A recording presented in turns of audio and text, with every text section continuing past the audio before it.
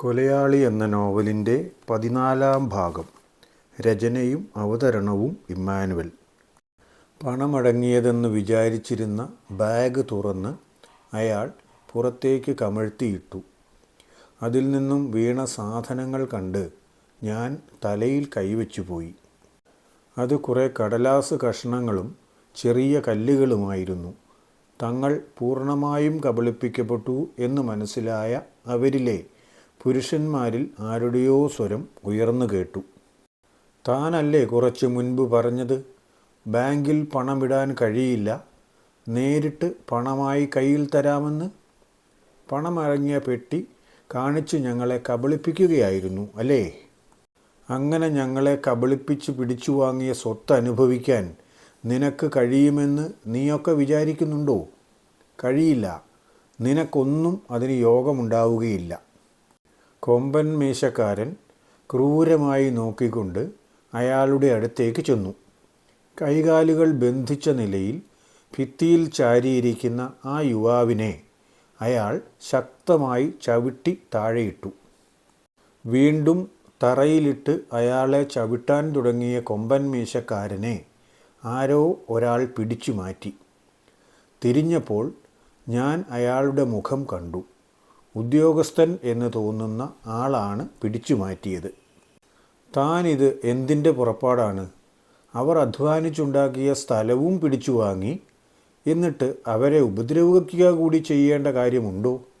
അതിനൊന്നും കൂട്ടുനിൽക്കാൻ എന്നെ കിട്ടില്ല കേട്ടോ. സർക്കാർ ഉദ്യോഗസ്ഥനാണെന്ന് വിചാരിച്ചുകൊണ്ട് ഇങ്ങോട്ട് ഉണ്ടാക്കാൻ വരല്ലേ. അധികാരമൊക്കെ തൻ്റെ ഓഫീസിലെടുത്താൽ മതി, എൻ്റെ അടുത്ത് വേണ്ട. തനിക്ക് വേണ്ടത് മുഴുവൻ തൻ്റെ അണ്ണാക്കിലേക്ക് തള്ളി തന്നിട്ടാണ് താൻ നിയമവിരുദ്ധമായ എന്തെങ്കിലും ചെയ്യാൻ എൻ്റെ കൂടെ കൂടിയിട്ടുള്ളത്. അല്ലാതെ എനിക്ക് പുണ്യം കിട്ടാനൊന്നുമല്ല. ഇനി എന്താണ് ഇവരെ ചെയ്യേണ്ടത് എന്ന് എനിക്കറിയാം. തന്നെ കൊണ്ടുള്ള ഉപകാരം കഴിഞ്ഞു. വേണ്ടത് എന്താണെന്ന് വെച്ചാൽ വാങ്ങി പൊയ്ക്കൊള്ളണം. എന്നെ ഉപദേശിക്കാൻ ഇങ്ങോട്ട് വരരുത്. എൻ്റെ സാറന്മാരെ, അന്നേരത്തെ അയാളുടെ മുഖഭാവം ഒന്ന് കാണേണ്ടതായിരുന്നു. അത്രയും ക്രൂരമായ മുഖഭാവം ഞാൻ ഒരിക്കലും കണ്ടിട്ടില്ല. എത്ര ധൈര്യമുള്ളവനും പേടിച്ചു പോകും. മീശയുടെ തുമ്പ് വിറയ്ക്കുന്നുണ്ടോ എന്ന് തോന്നിപ്പോയി. അകലെ നിന്ന് നോക്കിയിട്ട് എനിക്കത്രയും കാണാൻ കഴിയുന്നുണ്ടെങ്കിൽ അടുത്തുള്ളവരുടെ കാര്യം പറയണമോ? വലിയ ഗമയിൽ മീശക്കാരനെ ഭരിക്കാൻ ചെന്ന ഉദ്യോഗസ്ഥൻ പൂച്ച പതുങ്ങും പോലെ പതുങ്ങി. എന്നിട്ട് അയാൾ വളരെ താഴ്ന്ന ശബ്ദത്തിൽ മീശക്കാരനോട് പറഞ്ഞു, അവർക്കെന്തെങ്കിലും പറ്റിയാൽ പിന്നെ അതിൻ്റെ കൂടെ ഉത്തരവാദിത്വം പറയേണ്ടി വരുമല്ലോ എന്ന് വിചാരിച്ചാണ് ഞാൻ അങ്ങനെ പറഞ്ഞത്. അല്ലാതെ തന്നെ ഭരിക്കാൻ ഞാൻ ആരാണ്? ഇവരാരും എൻ്റെ ബന്ധുക്കളൊന്നുമല്ലല്ലോ. അവർ വേദനിക്കുന്നു കാണുമ്പോൾ എനിക്ക് വിഷമമുണ്ടാകാൻ. മീശക്കാരൻ എല്ലാം അറിയാം എന്ന മട്ടിൽ അമർത്തി ഒന്ന് മൂളി. എന്നിട്ട് മുറിയുടെ വാതിൽക്കലേക്ക് നോക്കി നീട്ടി വിളിച്ചു, വാസു, ഇനി ഞാൻ കാര്യങ്ങൾ നിന്നെ ഏൽപ്പിക്കുകയാണ്. എനിക്ക് കുറച്ച് സമയത്തേക്ക് വരാൻ പറ്റില്ല. അപ്പോൾ വേണ്ടത് എന്താണെന്ന് വെച്ചാൽ അതിൻ്റെ മട്ടത്തിന് നീ അങ്ങ് ചെയ്തു. ഒരാൾ പോകുമ്പോൾ അതിനേക്കാൾ ഭീകരനാണ് വരാനിരിക്കുന്നതെന്ന് നമ്മൾ പറയാറില്ലേ?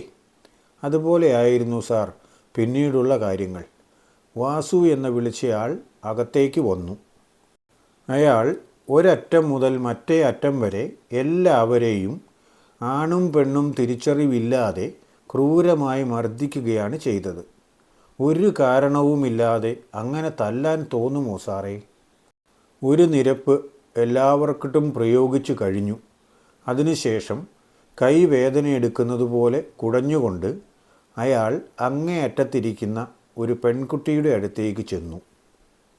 എന്നിട്ട് ബലമായി അവളെ പിടിച്ചുകൊണ്ട് പുറത്തേക്ക് പോയി. അതിനെതിരെ പ്രതിഷേധിച്ച ബാക്കിയുള്ളവരെ പിന്നെയും അയാളുടെ കൂടെയുണ്ടായിരുന്നവർ മർദ്ദിച്ചു. ആ പെൺകുട്ടിയെ കൊണ്ടുപോയി എവിടെയോ ഇട്ടിട്ട് പിന്നീട് വന്ന് പ്രായമായ ആ സ്ത്രീയെയും കൊണ്ടുപോയി. ഇപ്പോൾ തനിക്ക് കാണാവുന്ന സ്ഥലത്ത് 3 പുരുഷന്മാർ മാത്രമേ ഉള്ളൂ. സ്ത്രീകളെ കൊണ്ടുപോയ മുറിയോ സ്ഥലമോ എനിക്ക് കാണാൻ കഴിയില്ല. പക്ഷേ അവരുടെ രോദനം എനിക്ക് കേൾക്കാമായിരുന്നു.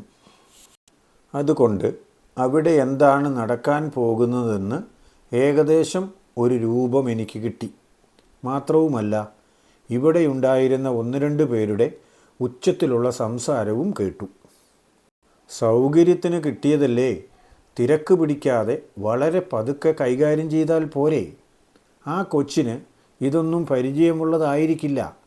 കുറച്ച് ക്ഷമയോടെ സമീപിക്കടാ പൊട്ടാ.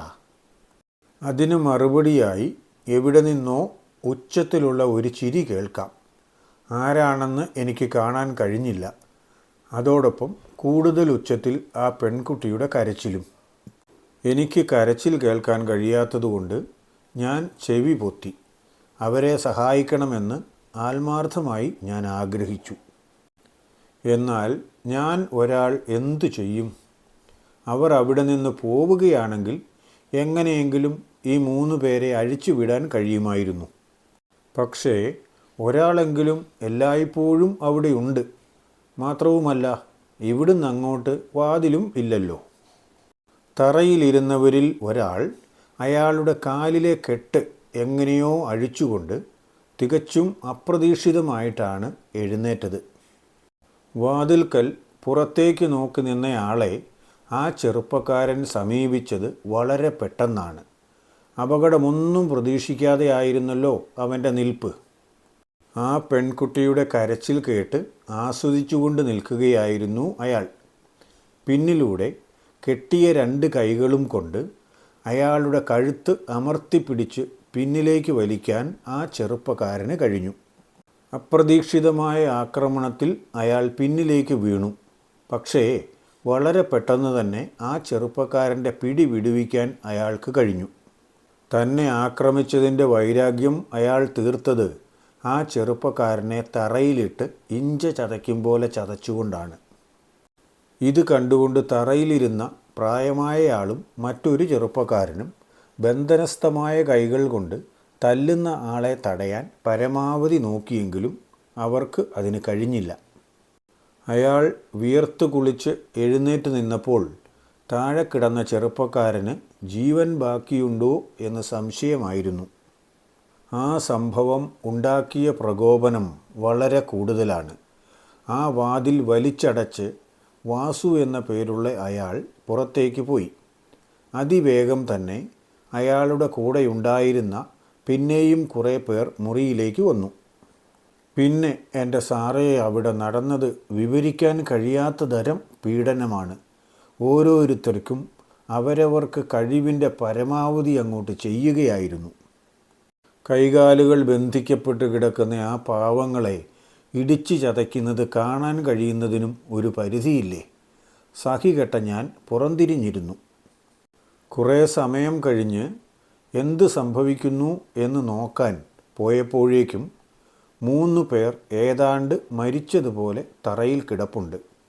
അപ്പോഴാണ് കരഞ്ഞുകൊണ്ടിരിക്കുന്ന ഒരു ബാലനെ അവരോടൊപ്പം ഞാൻ കണ്ടത്. എന്തൊരു അന്യായമാണ് കാണിക്കുന്നതെന്ന് നോക്കിക്കേ. അവരുടെ സ്ഥലം ബലമായി എഴുതി വാങ്ങിച്ചു. പണം കൊടുക്കാമെന്ന് പറഞ്ഞിട്ട് അതും കൊടുത്തില്ല.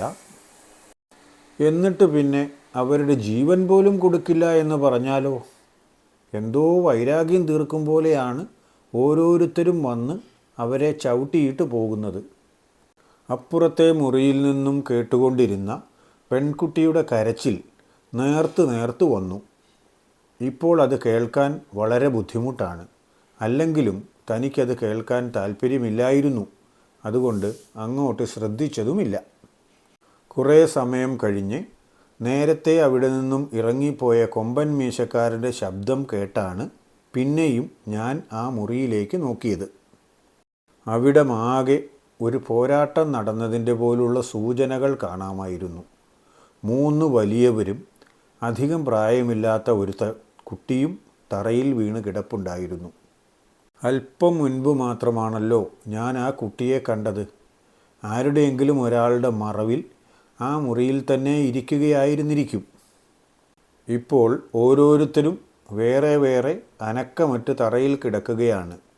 അത് കണ്ടുകൊണ്ടാണ് മീശക്കാരൻ കയറി വന്നത്. എന്തിനാടാ വാസു ഇവരെ ഇങ്ങനെ വേദനിപ്പിക്കുന്നത്? അങ്ങ് തീർത്ത് കളഞ്ഞേക്കാൻ ഞാൻ പറഞ്ഞിട്ടുള്ളതല്ലേ. ഇനി ഇവരുടെ ആവശ്യം നമുക്കില്ല. ഇവരെ കൊണ്ട് ഇനി ഭൂമിക്കും ആവശ്യമില്ല. അപ്പോൾ പിന്നെ ഇവരുടെ കാര്യം എത്രയും വേഗം അങ്ങ് തീർത്ത് കളഞ്ഞേക്കുന്നതാണ് നല്ലത്. വാസു ഒരു വെടല ചിരിയോടെ മീശക്കാരനോട് ചോദിക്കുന്നത് കേട്ടു. ആ മുറിയിലേക്ക് 2 പേരെ കൊണ്ടുപോയിട്ടുണ്ടല്ലോ. 2-3 പേരുടെ വീതം കഴിഞ്ഞു.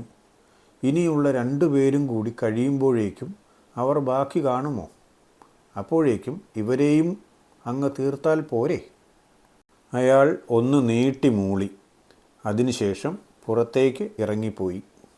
അപ്പോഴേക്കും മറ്റൊരു വണ്ടി വന്നു നിൽക്കുന്നതിൻ്റെ ശബ്ദം കേട്ടു. അതിൽ ഇനി ആരാണാവോ വരുന്നത്? കാണാൻ കഴിയുമോ എന്ന് ഞാൻ എത്തി വലിഞ്ഞ് നോക്കി. ഒരു ഞെട്ടലോടെ ഞാനത് കണ്ടു. അതൊരു പോലീസ് വണ്ടിയായിരുന്നു. രക്ഷിക്കാൻ വരുന്നതോ അതോ ശിക്ഷിക്കാനോ? അടുത്ത ഭാഗത്തിൽ അറിയാം കേട്ടോ. അറിയാവുന്നതുപോലെയൊക്കെ ചെയ്യുന്നതാണ്.